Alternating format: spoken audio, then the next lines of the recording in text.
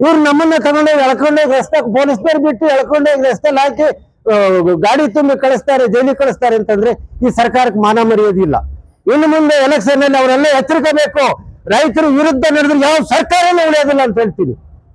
ರೈತರ ವಿರುದ್ಧವಾಗಿ ಅವರು ನಡೆದ್ರೆ ಇನ್ನು ಮುಂದೆ ಯಾವ ಸರ್ಕಾರ ಉಳಿಯೋದೇ ಉಳಿದಿದ್ದ ದಾಖಲೆನೇ ಇಲ್ಲ. ಇವತ್ತು ರೈತರು ಅಷ್ಟೇ ತಿಳ್ಕೋಬೇಕು. ಸ್ವತಂತ್ರ ಬಂದಾಗಿಂದನೂ ನಾವು ಒಂದು ಕಾಲಕ್ಕೆ ಚಪ್ಪಲಿ ಹಾಕಕ್ಕಿಂತ ಹೊಲ್ ಚಪ್ಪಲಿ ಹಾಕೊಳ್ತಾ ಇದೀವಿ. ಒಂದು ಚೂರ್ ಬೆಟ್ಟ ಚಪ್ಪಲಿ ತಗೊಂತಾರೆ. ಬೇಕಾದ್ರೆ ಹೊರದೇಶದಲ್ಲಿ ಆಸ್ತಿ ಮಾಡಿದ್ದಾರೆ, ಹೊರ ರಾಜ್ಯದಲ್ಲಿ ಆಸ್ತಿ ಮಾಡಿದ್ದಾರೆ. ಅವ್ರ ಮಕ್ಕಳ ಮರಿಗೆ ನೌಕರಿ ಎಮ್ ಎಲ್ ಎ ಮಾಡ್ದ, ಮಿನಿಸ್ಟರ್ ಮಾಡ್ದು, ಆರ್ಥಿಕ ಮಟ್ಟದಾಗ ಅವ್ರು ಮುಂದಿದ್ದಾರೆ. ರೈತರು ಯಾರು ಬಂದಿದ್ದಾರೆ? ಯೋಚನೆ ಮಾಡಿ. ನಮ್ ರೈತರಿಗೂ ಬೇಕು ಬುದ್ಧಿ. ಅವ್ರ ಕಾರ್ಯಕರ್ತರು ಅಂತ ಹೇಳಿ 50, 100 ಇಸ್ಕೊಂಡು ಕಾರ್ಯಕರ್ತರು ಅಂತ ಅವ್ರು ಕಚ್ಚೆ ತೊಳೆಯಕ್ ಹೋಗೋದಲ್ಲ.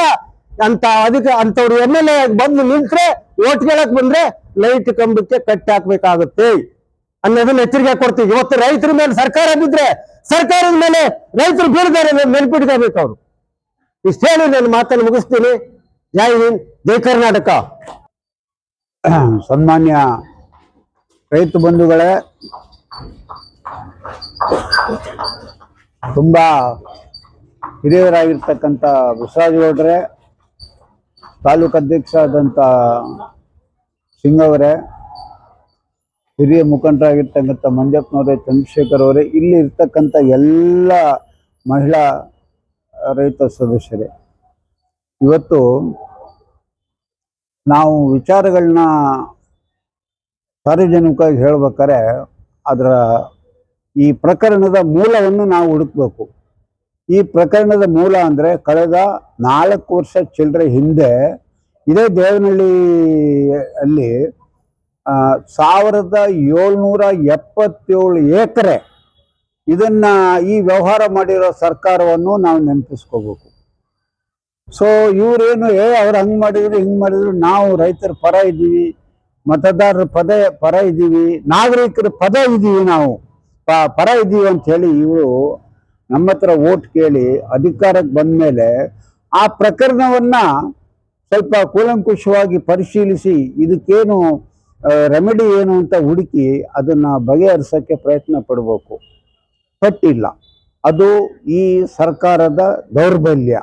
ಇವರು ಆ ವಿಚಾರವಾಗಿ ಹಳೆ ಸರ್ಕಾರ ತಗೊಂಡಿರುವಂತ ನಿಲುವೇ ಸರಿಯನ್ನೋ ದೃಷ್ಟಿಯಲ್ಲಿ ಇವ್ರು ಏನಾದ್ರು ಮುಂದುವರೆದ್ರೆ, ಈಗಾಗಲೇ ಚಂದ್ರಶೇಖರ್ ಅವರು ಹಾಕಿದ್ದಾರೆ ಅವಾಜು ಈ ಸರ್ಕಾರಕ್ಕೆ, ಮುಂದಿನ ಚುನಾವಣೆಯಲ್ಲಿ ಬರ್ತಕ್ಕಂಥ ಅಭ್ಯರ್ಥಿಗಳಿಗೆ ಏನ್ ಮಾಡಬೇಕು ಅನ್ನೋದನ್ನ ರೈತರು ತೀರ್ಮಾನ ಮಾಡ್ತಾರೆ.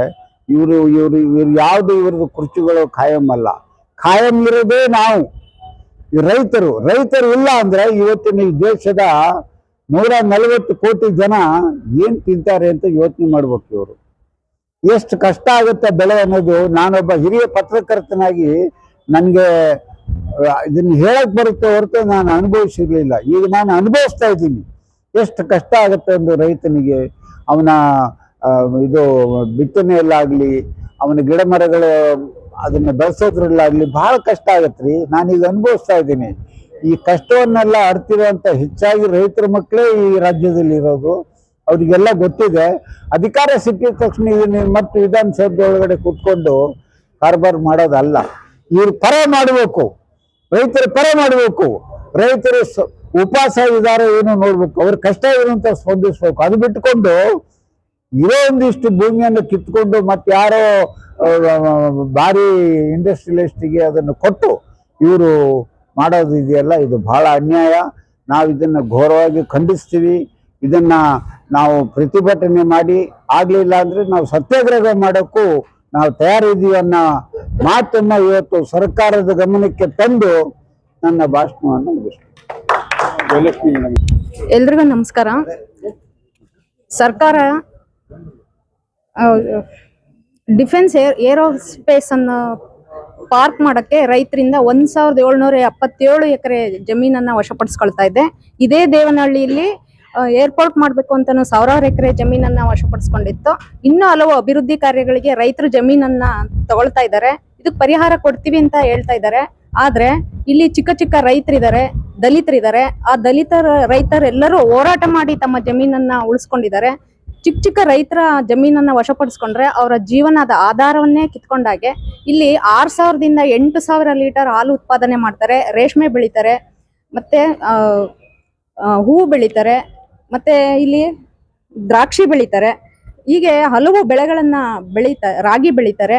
ಹಲವಾರು ತರದ ಬೆಳೆಗಳನ್ನ ಬೆಳೆದು ರೈತರು ಜೀವನವನ್ನ ಕಟ್ಕೊಂಡಿದ್ದಾರೆ. ಈ ಜಮೀನನ್ನ ವಶಪಡಿಸ್ಕೊಂಡಿರೋದ್ರಿಂದ ಅವರೆಲ್ಲರೂ ಅನಾಥರಾಗ್ತಾರೆ, ಅವರಿಗೆ ಜೀವನಕ್ಕೆ ಏನು ಆಧಾರ ಇಲ್ಲದೆ ಇರೋಂಗಾಗುತ್ತೆ. ಹಾಗಾಗಿ ಸರ್ಕಾರ ರೈತರ ಕಷ್ಟಗಳನ್ನ ಆಲಿಸ್ಬೇಕು. ಸಮಾಜವಾದಿ ಹಿನ್ನೆಲೆಯ ಸಿದ್ದರಾಮಯ್ಯ ಅವರು ಮುಖ್ಯಮಂತ್ರಿ ಇದ್ದಾರೆ. ರೈತರನ್ನ ಜೈಲಿಗೆ ಕಳಿಸೋಷ್ಟು ನಿಷ್ಕರುಣೆ ಆಗಿರಲ್ಲ ಅನ್ಕೊಂಡಿದ್ವಿ. ಆದ್ರೆ ಅವರ ಆಡಳಿತಾವಧಿಯಲ್ಲೂ ಸಹ ರೈತರನ್ನ ಜೈಲಿಗಟ್ಟ ಕೆಲಸ ನಡೀತಾ ಇದೆ. ಇದು ಒಳ್ಳೆಯ ಬೆಳವಣಿಗೆ ಅಲ್ಲ.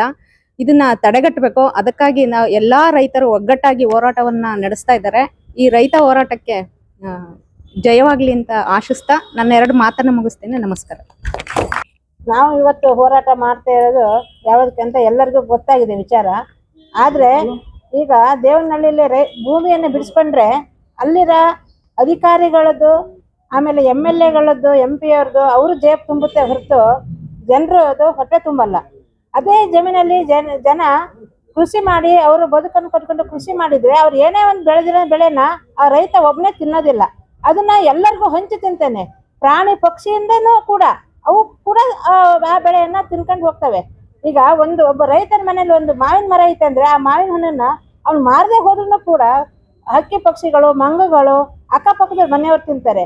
ಆದ್ರೆ ಈ ಜಾಗವನ್ನು ಬಿಡಿಸೋದ್ರಿಂದ ಇದು ಅಧಿಕಾರಿಗಳಿಗೆ ಮತ್ತು ಜನಪ್ರತಿನಿಧಿಗಳಿಗೆ ಜೇಬು ತುಂಬಿಸ್ಕೊಳ್ಳಕ್ಕೆ ಅವರು ದೊಡ್ಡದಾಕಿ ಜಮೀನನ್ನು ಇದು ಮಾಡ್ತಾರೆ ಬಿಟ್ಟರೆ ಇದು ಖಂಡನೀಯ. ಇಂಥದನ್ನ ಯಾವುದೇ ಸರ್ಕಾರ ಬಂದ್ರೂ ಇದನ್ನ ಮಾಡಬಾರ್ದು.